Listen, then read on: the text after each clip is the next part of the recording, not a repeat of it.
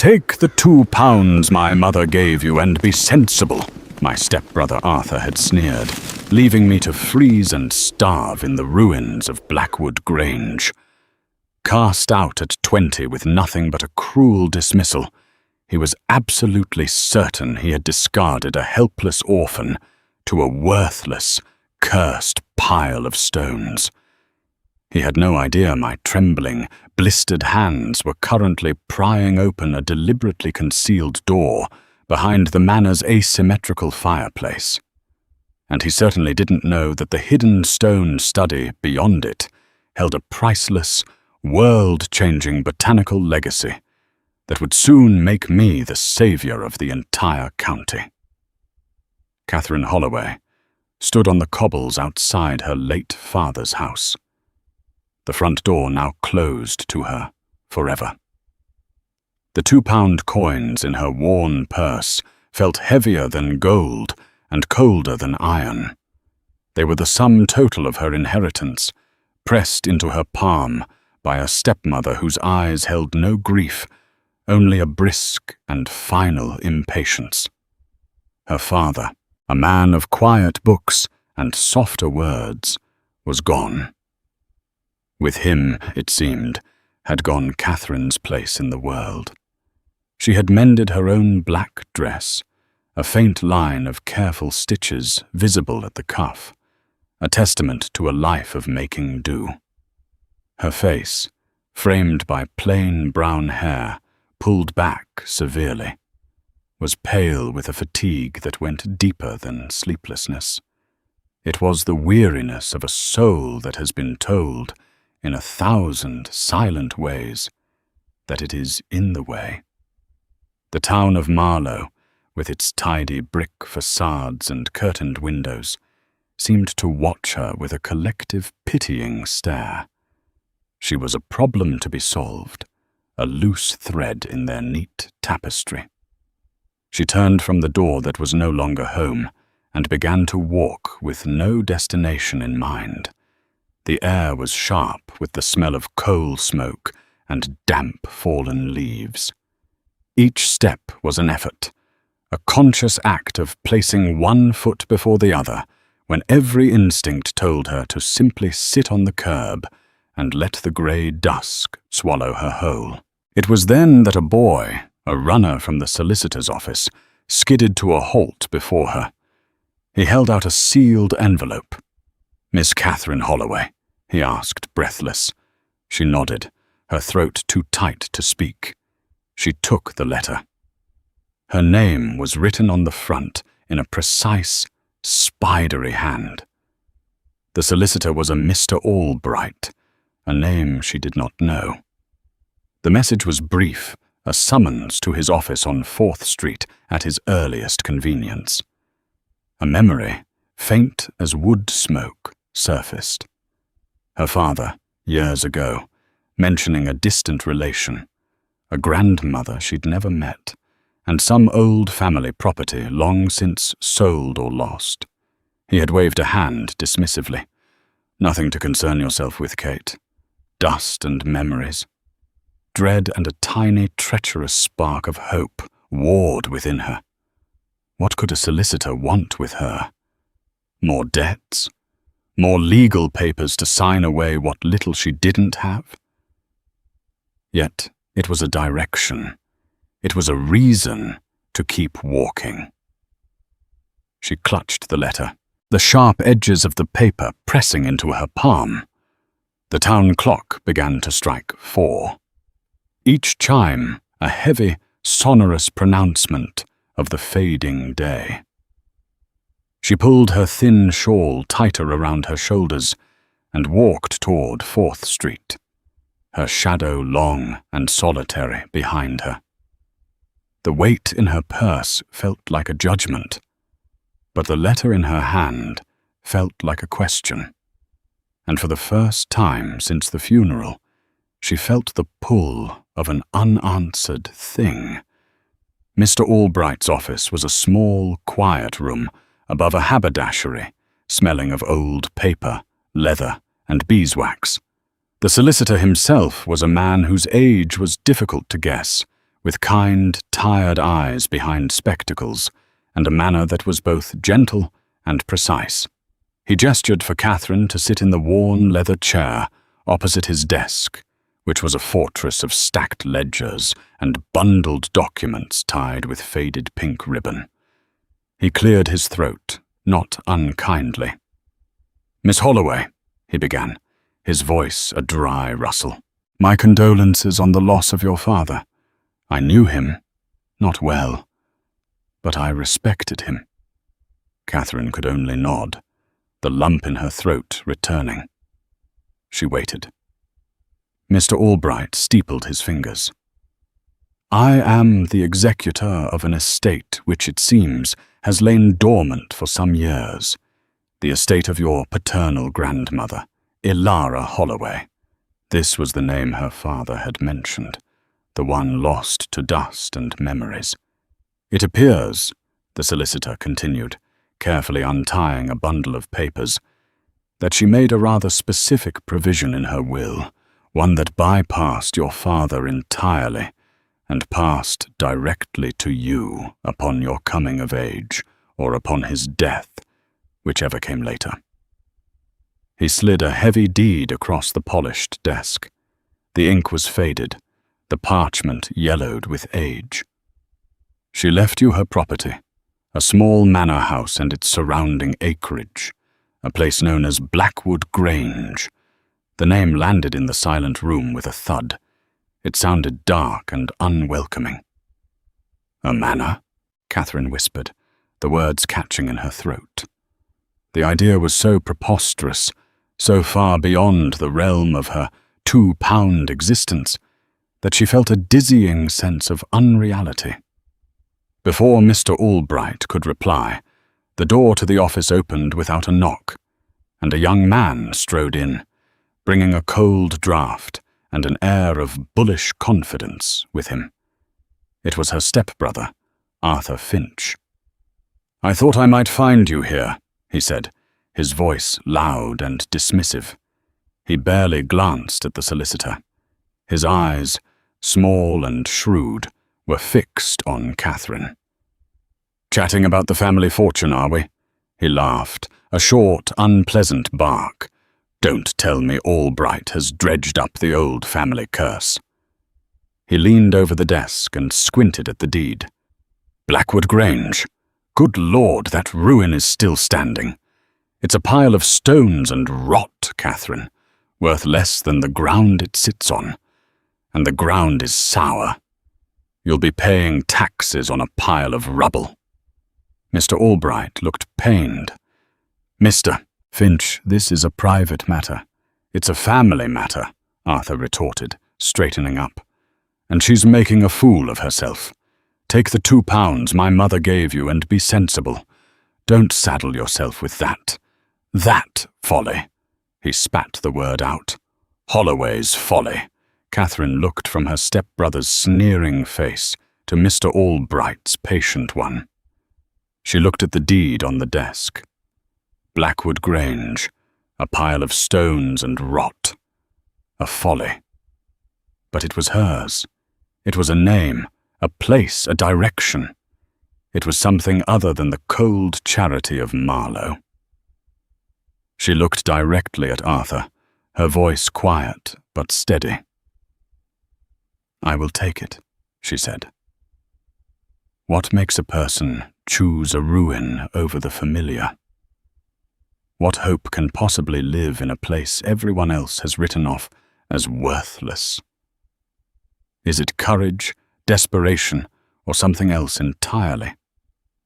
A quiet instinct that the most valuable things are often the most overlooked. Let us know what you think in the comments below. And be sure to subscribe for more stories of quiet triumphs. For Catherine, the decision was made, but the true nature of her inheritance was a secret the house itself was waiting to tell. The news of Catherine Holloway's inheritance spread through Marlowe like smoke on the wind. It was not a tale of fortune, but of foolishness. The townspeople, in the way of small communities, treated it as a piece of public theatre. Whispers followed her from the baker's to the draper's. She was the poor girl who had turned down a sensible, if meagre, handout for a haunted ruin. In the market square, as she spent a few of her precious shillings on dried beans and a slab of hard soap, Arthur found her again. He stood with his friends, his hands in his pockets, a smirk playing on his lips. "Well, well," he called out, loud enough for half the square to hear. "The lady of the manor. Going to live with the crows and the ivy, are we, Catherine?" His friends chuckled. Catherine kept her eyes on the shopkeeper's hands, paid her money, and turned to leave without a word. Her silence seemed to infuriate him more than any retort. "Don't come crying to us when the roof falls in on your head," he shouted after her. She did not look back. His mockery was a physical thing, a weight on her shoulders, but it also served to harden a resolve she hadn't known she possessed. She would not fail. She would not give him the satisfaction. That afternoon, as she packed her few belongings into a single, worn carpet bag, there was a quiet knock on her boarding room door. It was Thomas, the blacksmith's son, a friend from a childhood that felt a lifetime away. He was a broad-shouldered young man with a gentle face. His hands permanently stained with the soot of the forge. He held a canvas-wrapped bundle. "Heard you were leaving," he said, his voice low and kind. He didn't mention the grange or the gossip. He just looked at her with honest concern. "It's a long road. I've a cart going out to the farrier near Crag Fell tomorrow. It's halfway there. You can ride with me that far." He pushed the bundle into her hands. Inside was a loaf of bread, a wedge of cheese, and a small, sharp knife. It was more kindness than she had been shown in a month. "And," he added, hesitating for a moment, "Bramble, my old dog. He's no good at the forge anymore. Too old for the heat. He'd be good company for you. He's a quiet soul." The next morning, before the sun had fully risen, Catherine met Thomas by the town gate. The cart was loaded, and sitting placidly on a pile of sacks was Bramble, a grey-muzzled dog of indeterminate breed with intelligent amber eyes. He thumped his tail once as Catherine approached. The journey began in silence. As the cart rumbled out of Marlow, leaving the familiar stone and slate behind, Catherine felt a profound sense of severance. She was truly on her own. A few miles out, where the hedgerows grew wild and the road became a muddy track, they passed an old woman methodically mending a dry stone wall. She wore a man's cap, and her face was a road map of wrinkles. As the cart drew level, she paused, resting her worn hands on a large stone. Her eyes, startlingly blue, fixed on Catherine. She did not smile, but her gaze was direct and heavy with meaning. "A house with good bones," the old woman said, her voice raspy like dry leaves, "waits for a steady hand." Then she turned back to her work, fitting the stone into place as if Catherine were already gone. The words made no sense, yet they settled in Catherine's mind, a strange and cryptic blessing she could not yet understand. The cart rumbled on, carrying her toward her folly. The final part of the journey was made on foot. Thomas had left her at a crossroads with a regretful look and a firm handshake, and for the last 5 miles it was just Catherine, her bag, and the old dog Bramble trotting faithfully at her heels. The weather, which had been bright, turned sullen. A low grey sky pressed down, and a persistent fine drizzle began to fall, soaking through her shawl and chilling her to the bone. The landscape grew wilder, the fields smaller, and hemmed in by ancient gnarled trees. The road dwindled to a pair of muddy ruts. Finally, as the light began to fail, she saw it. Through a stand of skeletal beeches set on a low rise was Blackwood Grange. It was worse than Arthur's mockery had painted it. It was not a house, it was a wound in the landscape. The roof sagged in the middle like a broken spine, slates missing in great patches. Most of the windows were boarded over. The few remaining panes of glass dark with grime or shattered. Ivy, thick as a man's arm, covered the front facade, its tendrils prying apart the mortar of the grey stone. The house seemed to be in the process of being slowly consumed by the wilderness around it. A profound silence hung over the place, broken only by the drip of water from the eaves and the mournful caw of a distant crow. Disappointment, cold and heavy, settled in Catherine's stomach. This was not a home. This was a tombstone. Bramble, sensing her despair, whined softly and pressed his flank against her leg. The front gate, wrought iron and rusted through, hung from a single hinge. The path to the front door was lost beneath a mat of weeds and moss. The door itself, heavy oak studded with iron, looked as if it hadn't been opened in a century. She had no key. She tried the great iron ring that served as a handle. It wouldn't budge. Exhausted, chilled, and utterly disheartened, Catherine slumped down on the top step, pulling her damp shawl around her.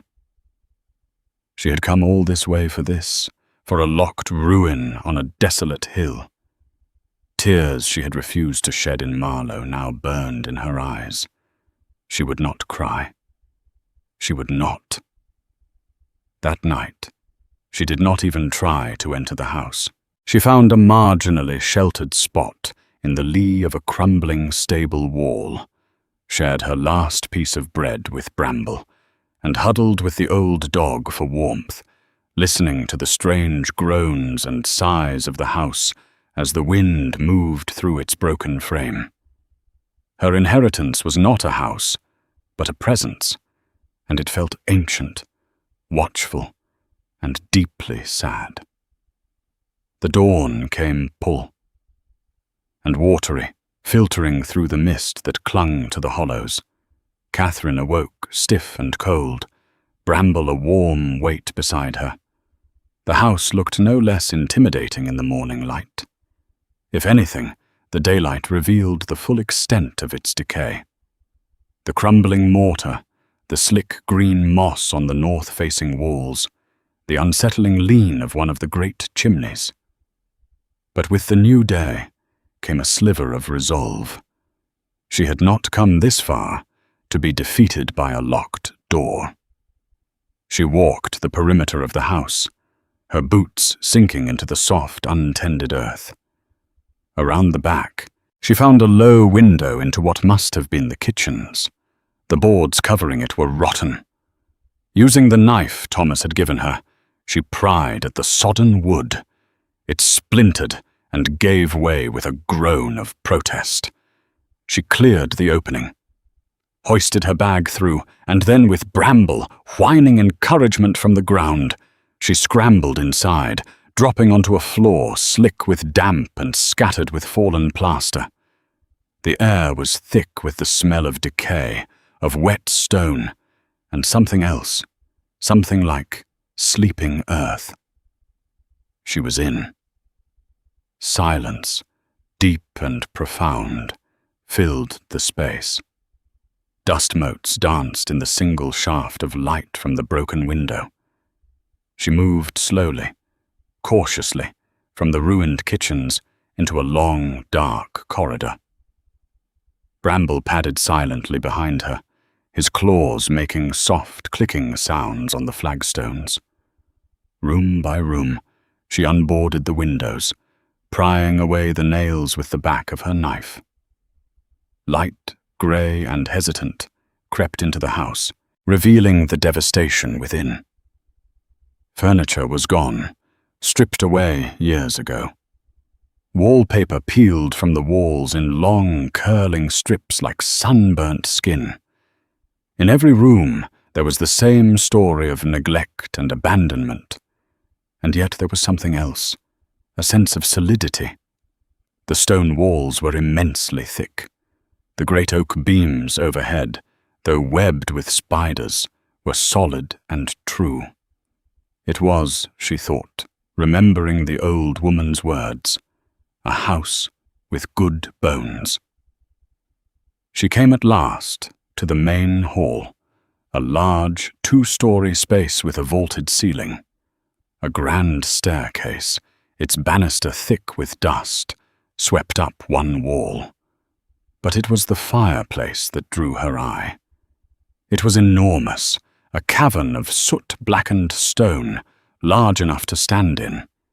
It dominated the room. She stood before it, looking up at the heavy stone mantel. And that's when she noticed it. A small detail, a thing that refused to fit. The fireplace was not centered on the wall. It was shifted a good 3 feet to the left, in a house of such evident, if faded, grandeur. A house built with an eye for symmetry and balance. This asymmetry was jarring. It was a deliberate flaw, an architectural dissonance that felt profoundly intentional. She paced it out, her steps echoing in the empty hall. 10 paces from the corner to the edge of the hearth. 16 paces from the other edge to the far corner. It was wrong. Her mind couldn't let it go. Why would a builder, a craftsman, create such a deliberate imbalance in the very heart of the home? The question hung in the dusty air, the first secret the house had offered up. Days turned into a week. Catherine's life found a new rhythm, one dictated by daylight and labor. She rose with the sun, her breath pluming in the cold air, and worked until her muscles ached, and dusk forced her to stop. Her first priority was to make a small section of the house habitable. She chose a room off the kitchen, one with a small intact hearth and a window that faced south. She swept out the debris, scrubbed the flagstones with water hauled from a rusty pump in the yard, and patched the broken window pane with a piece of oiled canvas from her bag. It was a small pocket of order in a sea of chaos. At night, she would build a small fire, the flickering light pushing back the immense, watchful darkness of the grange. She and Bramble would huddle close, sharing the warmth, the silence of the great house wrapping around them. It was a lonely existence, but it was a life of her own making. Her hands, once soft, grew calloused and strong. She worked not with fury, but with a steady, patient deliberation. She was not conquering the house. She was tending to it, listening to it. Each day was a process of clearing and mending. She cleared the weeds from the path to the front door. She swept years of leaves and dirt from the floors. She scrubbed grime from the windows, letting more and more light into the forgotten corners. Bramble was her constant shadow, a silent companion whose presence was a comfort. He would lie in a patch of sun while she worked, his slow, rhythmic breathing a counterpoint to the scrape of her broom or the creak of a stubborn shutter. As she worked, her mind kept returning to the off-center fireplace in the main hall. It was a puzzle that nagged at her. One afternoon, determined to understand it, she began to clean it. The stone was coated in a thick, greasy layer of soot. Using a bucket of water and a stiff brush she'd found in the stables, she began to scrub. It was hard, filthy work. The soot stained her hands and face, and the cold water numbed her fingers. But as the layers of black grime began to dissolve, the true character of the stone was revealed. It was a beautiful, pale grey stone, veined with darker lines. And on the mantelpiece, almost invisible until now, were carvings. They were not the usual heraldic shields or decorative flourishes she might have expected. They were delicate, precise engravings of plants, a curling fern frond, the bell-shaped flower of a foxglove, the intricate seed head of a poppy. Each one was rendered with an artist's eye for detail. Her father had taught her a little of botany on their country walks. She recognized some, but others were strange, unfamiliar. Then, as she scrubbed at the stone lintel above the firebox, her brush snagged on something. A section of mortar between two of the massive stones was different. It was softer, more friable than the rock-hard mortar elsewhere. She picked at it with a fingernail. It crumbled into dust. She remembered a long-ago lesson from her father, watching a mason repair their garden wall. He had explained the difference between old lime mortar and newer cement. This was different. It didn't belong. Her hands were learning what her mind had not yet pieced together. The strange carvings, the misplaced fireplace, the crumbling mortar. They were not accidents. They were clues, a trail left for someone to find. The discovery of the soft mortar became an obsession. Catherine could think of nothing else. It was the loose thread she had been searching for. The next morning, she returned to the great hall, not with a brush and bucket, but with the small, sharp knife Thomas had given her, and a hammer she had found. Its head rusted, but its handle solid, in the abandoned stables. Bramble sat at a distance, watching her with his wise old eyes, as if he understood that something significant was about to happen. Her heart hammered against her ribs, a mixture of fear and exhilarating hope. She felt like a trespasser in her own home, about to violate a long-kept secret. Carefully, she began to chip away at the strange mortar. It gave way easily, falling in a shower of grey dust onto the hearthstones. It was just as she suspected. It was a newer, weaker mix, designed to look like the old but not to last. Behind it, she did not find more stone. Her knife scraped against wood. Her breath caught in her throat. She worked faster now, with her movements sure and precise, chipping away the remaining mortar to reveal the outline of a low, narrow door, cunningly set into the stonework of the fireplace's vast chimney breast. It was masterfully concealed. The grain of the wood darkened and scored to mimic the surrounding stone. There was no handle, no knob, only a small, almost invisible hole where a key might go. But the wood around the edges was soft with age. Using the blade of her knife and then the claw of the hammer, she began to pry it open. The wood groaned, the sound impossibly loud in the silent hall. Splinters flew. With a final shuddering crack, the lock gave way, and the door swung inward into absolute blackness. A gust of cool, still air, smelling of dry paper and sealed spaces, washed over her. It was a smell not of damp and decay, but of preservation. She stood at the threshold, peering into the dark. It was a passage, a hidden way. Taking a tallow candle she had bought in Marlow and a box of precious lucifers, she lit the wick. The small flame flickered, casting dancing shadows on the stone.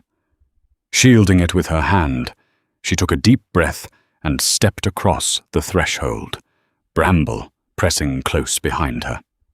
The door led to a narrow spiral staircase, its stone steps worn smooth in the center, descending into the earth beneath the house. Down she went, the candlelight revealing walls of perfectly fitted dry stone. At the bottom, the stairs opened into a room. It was not a cellar or a dungeon. It was a study, a dry, stone-lined chamber furnished with a simple wooden desk, a chair, and floor-to-ceiling shelves. And on the desk, illuminated by the golden glow of her candle, lay a collection of leather-bound journals. The storm broke on a Tuesday. It was not a summer squall, but a relentless, week-long deluge of the kind that turns the world to a uniform grey. The wind howled around the corners of the grange, rattling the window frames and driving the rain against the stone in horizontal sheets. For Catherine, the storm was both a prison and a sanctuary. Trapped inside, she devoted every waking moment to the secret room and the legacy of Alora Holloway. The journals, written in a fine, elegant script, were a revelation. Alora was not just her great-grandmother. She was a brilliant, self-taught botanist, architect, and engineer. Blackwood Grange had been her life's work, a house she designed and built not for show, but as a living laboratory. The off-center fireplace was a deliberate design, a key to her hidden world. The journals were filled with exquisite drawings of plants, notes on their medicinal properties, and detailed plans for the estate.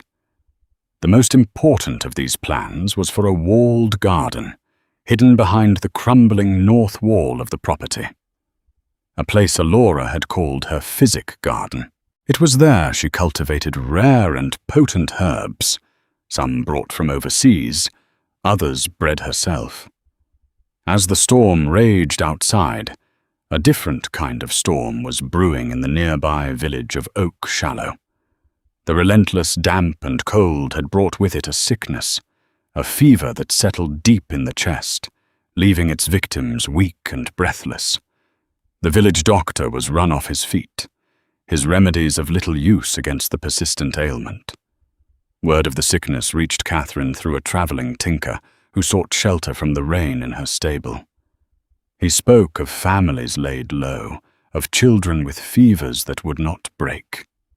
As he spoke, Catherine's eyes fell upon a drawing in one of Alora's journals, a plant with delicate star-shaped blue flowers, identified as Pulmonaria officinalis, or lungwort.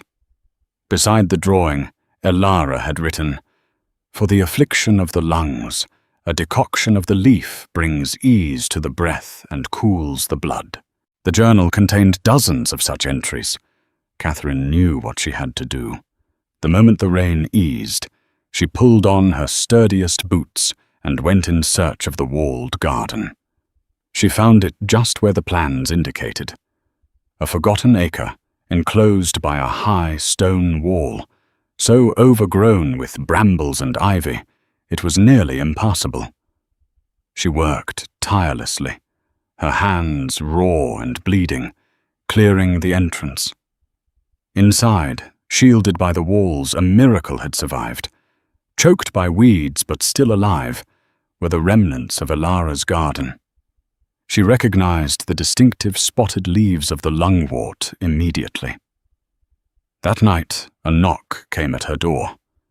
It was a man from the village, his face etched with panic. His wife and young son were sick, and he had heard a rumor, a whisper from the tinker, that the strange woman at the grange might have some knowledge of herbs. He was desperate. Catherine brought them in, sheltering them in her small, warm room. She spent the night brewing a tea from the lungwort leaves, just as Elara's journal instructed. She spooned the warm liquid into the feverish child, whose breathing was shallow and ragged. By morning, his fever had broken. He was sleeping peacefully, his breath coming slow and even for the first time in days. She had chosen. She had committed not just to the house, but to the knowledge it held. The recovery of the farmer's son was not a miracle, but it was treated as one. The story spread through Oak Shallow faster than the fever had. At first, the villagers were hesitant, suspicious of the quiet woman in the derelict manor. But desperation is a powerful motivator. One by one, then in small groups, they began to make the journey up the muddy track to Blackwood Grange. They did not come demanding cures, but asking for help, their faces a mixture of hope and fear. Catherine, guided by the wisdom in Alora's journals, met them with quiet compassion. She showed them how to identify the herbs in the walled garden, how to prepare the infusions and poultices. She never claimed any special power. She simply shared the knowledge that the house had given her. The village vicar, Mr. Ashworth, a kind and thoughtful man, came to see for himself. He walked with Catherine through the newly cleared paths of the physics garden, listening as she explained the properties of each plant, quoting from her great-grandmother's journals. He looked at the detailed drawings, at the precise script.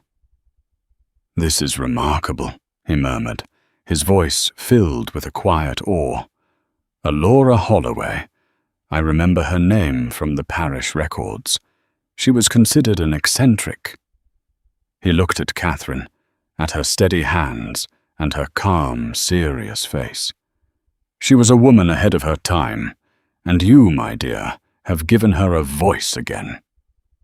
News of the miracle at the Grange eventually reached Marlow. Mr. Albright, the solicitor, made the long journey himself, accompanied by a distinguished-looking gentleman from a botanical society in London.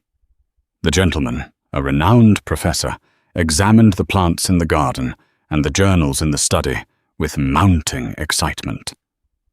"Extraordinary," he kept saying. "Some of these cultivars were thought to be lost entirely. This collection is of national importance." Catherine's inheritance was not a pile of stones and rot. It was a living library of priceless knowledge. The final visitor came alone one crisp autumn afternoon. Catherine was staking a climbing rose against the garden wall when she saw Arthur Finch standing at the gate. He looked thinner, his expensive coat now slightly too large for him. His speculative ventures, she had heard, had failed. He did not enter the garden, but stood watching as a group of village women left, their baskets filled with herbs, calling out their thanks to Catherine. He saw the restored roof of the Grange, the clear glass in the windows, the tidy paths. He saw the respect in the villagers' eyes. He looked at his stepsister, no longer a pale, defeated girl, but a woman of purpose, her hands stained with earth, her expression calm and self-possessed. He opened his mouth to speak, but no words came. There was nothing to say. He simply turned, his shoulders slumped, and walked back down the path, humbled not by a confrontation, but by the quiet, undeniable evidence of a value he had been utterly blind to. A year passed, the seasons turned, and Blackwood Grange settled into a new life. It was not a grand house, not a place of balls and polished silver. It was something far better. It was a place of purpose. The roof was mended, the windows glazed, the rooms clean and filled with the scent of drying herbs and wood smoke. The physic garden, once a forgotten ruin, was now a thriving, meticulously ordered space, its bounty shared freely with the surrounding villages. Catherine Holloway was no longer the dismissed orphan of Marlow. She was the guardian of the Grange, a respected figure whose quiet wisdom was sought after, and whose steady hands had brought healing and hope to the community. Her name was spoken not with pity, but with a deep and abiding reverence. She had found her place, not by inheriting a fortune, but by uncovering a legacy. One evening in late summer, as the sun dipped below the rolling hills, casting a long, golden light across the landscape, she stood by the old stone wall of the garden. The air was still and warm, filled with the hum of bees and the sweet fragrance of lavender and chamomile. Bramble, now greyer and slower, rested his head on her knee, his tail giving a soft, contented thump against the stone. Mr. Ashworth, the vicar, had walked up from the village to share a cup of mint tea with her. He gazed out at the house, its grey stone glowing in the twilight. "You have rebuilt your inheritance, Catherine," he said, his voice gentle. "You have made this place whole again." Catherine looked from the thriving garden to the solid, peaceful house. She thought of the insulting £2, of Arthur's mocking laughter, of the world that had seen only a worthless girl and a derelict ruin. They had looked, but they had not seen. She placed a hand on Bramble's loyal head and replied, her voice barely more than a whisper, yet carrying the entire weight of her journey. "It wasn't the house that was empty," she said. "It was the world that had forgotten how to look." Thank you for staying with us to the end of Catherine's story. It's a quiet reminder that true value often lies hidden, waiting for a patient hand and a willing heart to uncover it. If you were moved by her journey of finding worth in what was discarded, please consider leaving a like and a comment below. Be sure to subscribe for more tales of resilience and unexpected discovery. We'll have another story for you soon.